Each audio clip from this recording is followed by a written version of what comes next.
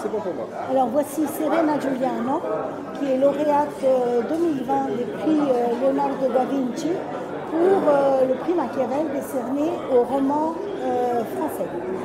Alors son roman s'intitule Mamma Maria et elle va vous raconter pourquoi elle a choisi ce titre et ce que contient le roman dans ses grandes lignes.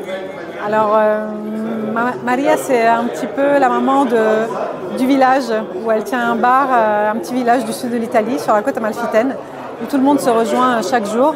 C'est un petit village paisible où tout le monde se retrouve pour jouer aux cartes, pour se sentir moins seul. Et tout est très tranquille jusqu'au jour où de nouveaux habitants vont venir un petit peu chambouler tout ça. Alors pour quelle raison avez-vous écrit ce roman là et pas un autre? Et quel est votre parcours? D'où venez-vous? Où êtes-vous né? Pourquoi vous êtes-vous intéressé spécialement à ce sujet?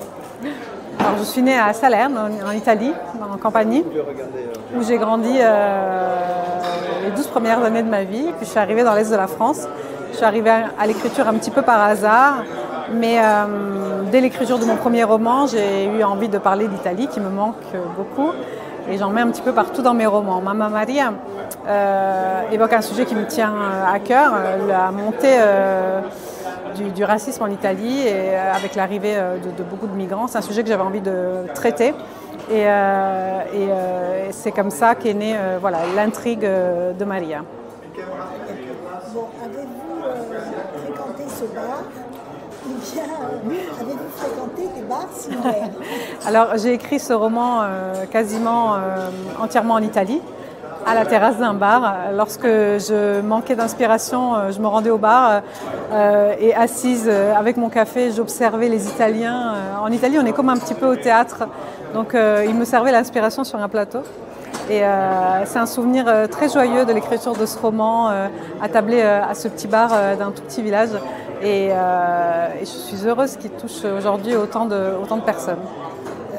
Je peux savoir que vous êtes une influenceuse. Aussi, et donc, dans quelle mesure, pourquoi avez-vous choisi la littérature alors qu'il y a d'autres moyens de diffuser l'information et même de communiquer?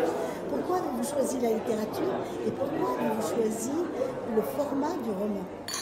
Parce que les mots restent. Alors c'est arrivé un petit peu par hasard, l'écriture du roman chez moi, mais j'ai réalisé qu'avec de simples mots sur un papier, on pouvait provoquer tout un tas d'émotions, de réflexions et toucher vraiment au cœur des gens. Et depuis que j'ai goûté à ça, à avoir ces retours de lecteurs qui me disent tu m'as fait rire, tu m'as fait pleurer, ou ça m'a fait réfléchir, ou ça m'a moi-même donné envie d'écrire, par exemple, eh bien, on n'a pas envie d'arrêter. Avez-vous d'autres pépites sous le manteau? Mon 5e roman, oui, sortira au mois de mars 2023 aux éditions Robert Laffont et